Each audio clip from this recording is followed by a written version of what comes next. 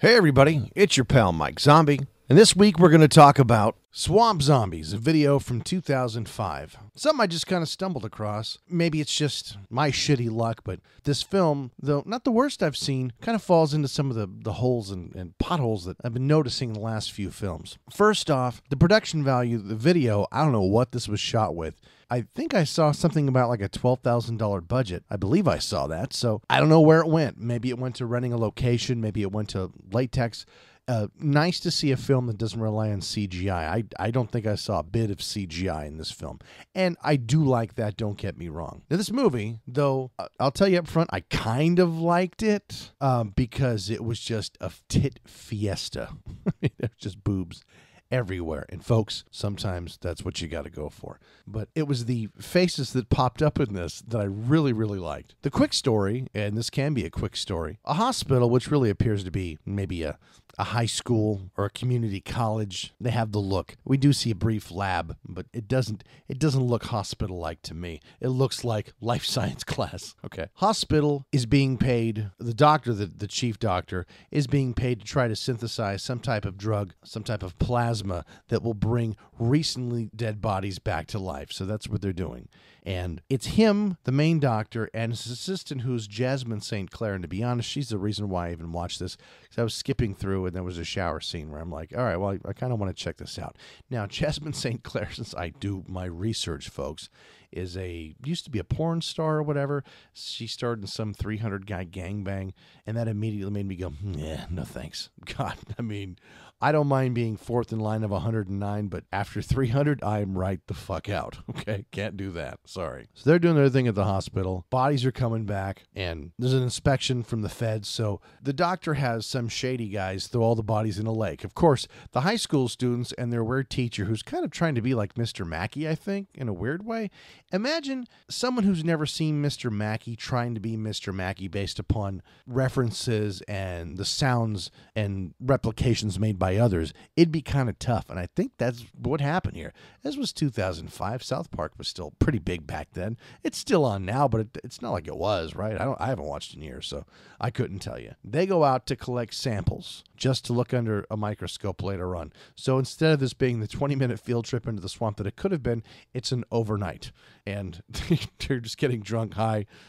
These bodies that have been dumped in the lake by the bad guys so they don't get found in the inspection, they weren't reanimated yet, come back to life, rise up out of the swamp, try to bite the shit out of everybody. Now, we do just get a lot of these kids running around the woods trying to avoid these guys. And there is a karate park ranger guy with a long ponytail who is kind of funny later on, especially for what happens to him. But they're running around the swamp for a while fighting. Then we go back to the hospital because zombies have come back to the hospital. And we're actually telling like three different stories about people in the woods in the swamp fighting, people fighting at the hospital. And there's some weird story where these guys are torturing some guy that we don't even know why. They're throwing darts at his balls, which of course is never fun.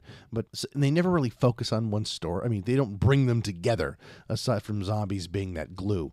And it just doesn't make a lot of sense. I mean, really. Now, what bugs me about this film, I'm going to give you maybe a 10 or 15 second example of what I didn't like about this film. Okay, starting 3, 2, 1 now. Part of the problem is when you're going to have some type of audio, I don't even care if it's important, you really need to turn your fucking music down.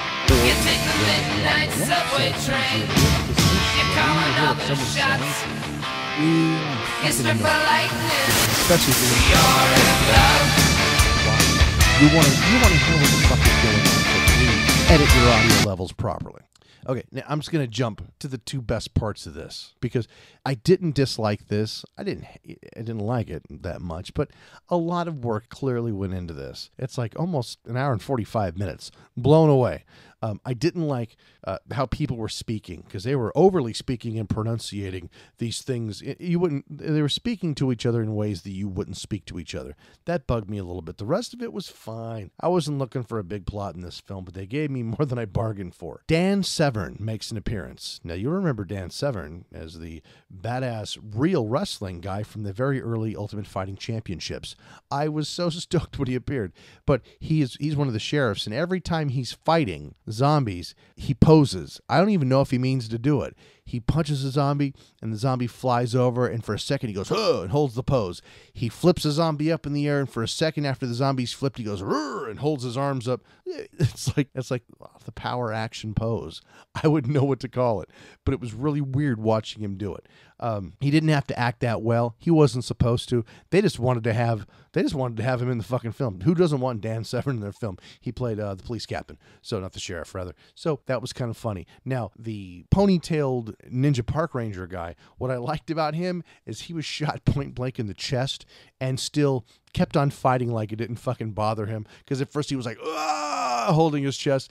Then he decided to beat the shit out of 47 people, just fighting for the whole rest of the film, and was like walking around like it didn't bother him.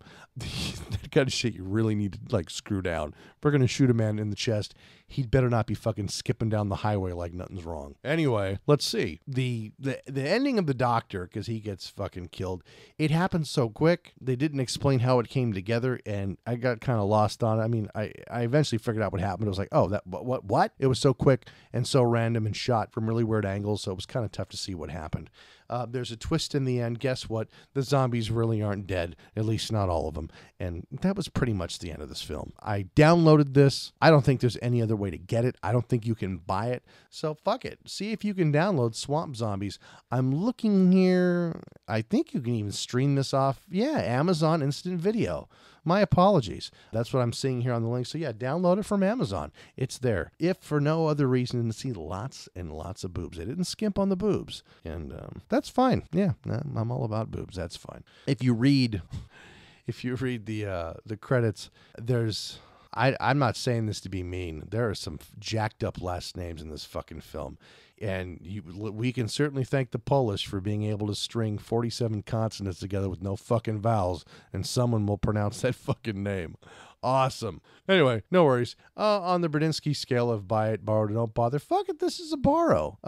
Aside from the music level issues, it's good to see a homemade film that didn't rely on CGI at all, and you knew that from those fucking $8 credits rolled that it was not going to rely on it. But yeah, not a bad film.